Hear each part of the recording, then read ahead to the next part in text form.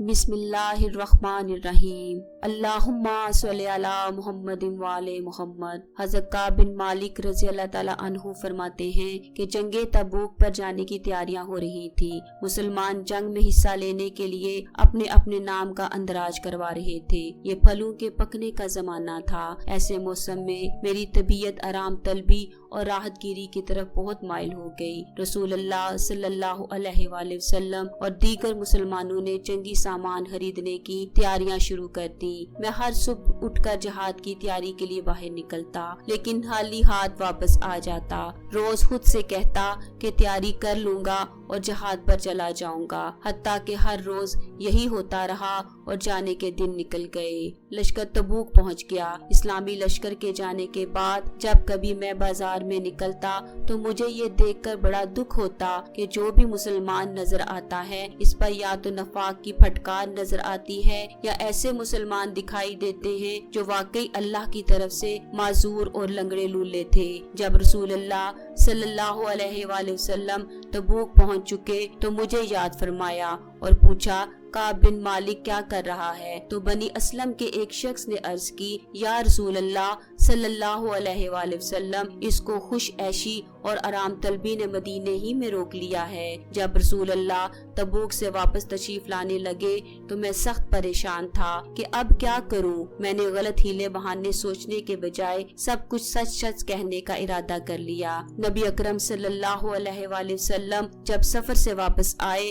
तो सबसे पहले मस्जिद गए। अब जंग में शरीक न होने वाले आकर उज़्र माजरत करने लगे और कस्में खाने लगे। नबी अकरम बज़ाहिर उनकी बात कबूल करते जा रहे थे और उनकी कोताहियों के लिए तलबे मग़फ़िरत कर रहे थे। मेरी बारी आई, मैंने आकर सलाम अर्ज किया। रसूल अल्लाह ने फरमाया, यहाँ आओ। मैं सामने जा बैठा तो मुझसे फरमाया, तुम क्यों रुके रहे? क्या तुमने जहाद के लिए खरीदारी नहीं कर ली थी? मैंने कहा, या रसूल अल्लाह, सच ये है कि मैं कोई माकूल उज़्र नहीं रखता था। मेरे पास अदम शिरकते जंग का दर हकीकत कोई हीला नहीं। हाँ, तू ये सच कहता है। अच्छा, अब तुम चले जाओ और इंतजार करो कि अल्लाह ताला तुम्हारे बारे में क्या हुक्म फरमाता है। चुनाचे मैं चला गया। मेरे अलावा मरारा बिन रबी आमरी और बिलाल बिन उमैया भी ऐसे थे जो बिला उज़्र जंग से दूर रहे थे। मुझे मालूम हुआ कि रसूल अल्लाह ने लोगों को हम तीनों से सलाम व कलाम करने से ममानत कर दी है और लोगों ने हमारा बिल्कुल बाइकाट कर दिया है। हमसे ऐसे बदल गए कि जमीन पर रहना हमें बोझ मालूम होने लगा। हम पर इस तरह के ताल्लुकात के काफी दिन गुजर गए। उन दोनों ने तो मुंह छुपाकर खाना नशीनी ही इख्तियार कर ली। रोते पीटते रहे। मैं जरा सख्त मिजाज था, कुव्वते बर्दाश्त थी।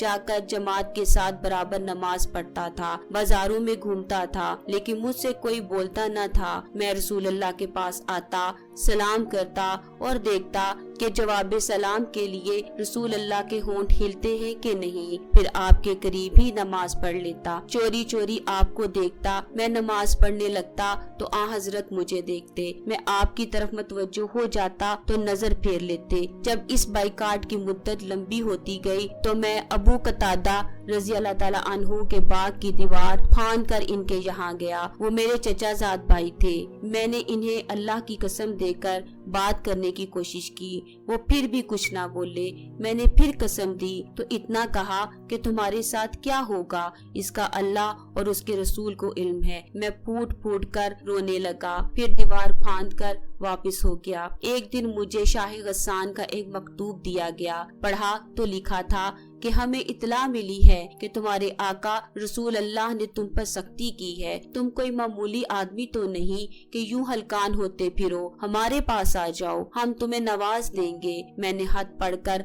आग में झोंक दिया। जब 50 में 40 दिन गुजर गए तो रसूल अल्लाह सल्लल्लाहु अलैहि वसल्लम का एक कासिद मेरे पास आया और कहा, हजरत मोहम्मद रसूल अल्लाह ने हुक्म दिया है कि अपनी औरत से अलहदा हो। मैंने पूछा, क्या हुक्म है कि तलाक दूं? कहा, नहीं, सिर्फ अलग रहो, कुर्बत न करना। चुनाचे मैंने अपनी औरत से कह दिया कि मेके चली जाओ। حتیٰ کہ اللہ کا کوئی حکم پہنچے۔ اب ہم نے مزید 10 دن گزارے اور لوگوں کے قطع تعلق کو 50 میں سے 40 دن گزر گئے۔ 50ویں دن کی صبح اپنے گھر کی چھت پر صبح کی نماز پڑھ کر میں اس حالت میں بیٹھا ہوا تھا جیسے کہ اللہ نے اپنے کلام مجید میں فرمایا ہے، یعنی میری جان مجھ پر باری معلوم ہو رہی تھی۔ یہ وسیع دنیا مجھے تنگ محسوس ہو رہی تھی کہ ایک پہاڑی پر سے ایک پکارنے والے کی آواز میرے کان میں پڑی کہ وہ بلند آواز میں چیخ رہا تھا کہ اے کعب بن مالک خوش ہو جاؤ۔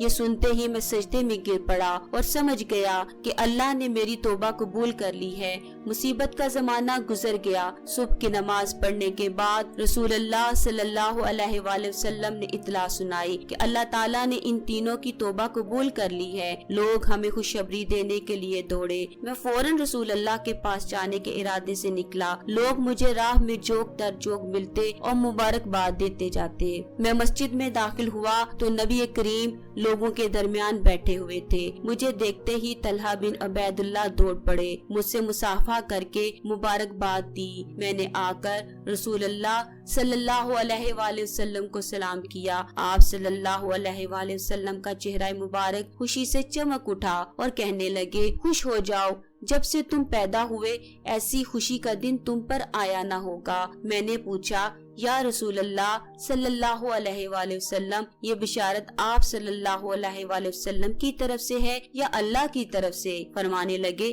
اللہ کی طرف سے۔ نبی کریم جب خوش ہوتے تو آپ کا چہرہ مبارک چمک اٹھتا تھا گویا چاند کا ٹکڑا ہے، اور آپ صلی اللہ علیہ وآلہ وسلم کی خوشنودی آپ کے چہرہ مبارک ہی سے ظاہر ہو جاتی تھی۔ میں نے حضرت محمد صلی اللہ علیہ وآلہ وسلم سے عرض کی یا رسول اللہ، میری قبولیت توبہ کی یہ برکت ہونی چاہیے کہ میں اپنا سارا مال و متاع اللہ اور اس کے رسول کی راہ میں لٹا دوں۔ نبی کریم صلی اللہ علیہ وآلہ وسلم نے فرمایا ایسا نہیں، کچھ رکھو اور کچھ صدقہ کر دو، یہی بہتر صورت ہے۔ میں نے کہا خیبر سے جو حصہ مجھے ملا تھا وہ میں اپنے لیے رکھ لیتا ہوں، باقی کا مال اللہ کی راہ میں تصدق کر دیتا ہوں۔ رسول اللہ صلی اللہ علیہ وآلہ وسلم کی برکتوں کے سبب اللہ نے مجھے نجات بخشی۔ اللہ کی قسم، میں نے جب سے حضرت محمد صلی اللہ علیہ وآلہ وسلم سے راست گوئی کی برکتوں کا ذکر سنا پھر کبھی جھوٹ نہیں بولا۔ اللہ سے دعا ہے کہ وہ آئندہ بھی کبھی مجھ سے جھوٹ نہ بلوائے۔ اللہ تعالی ہم کو بھی سچ بولنے کی توفیق دے۔ اللہم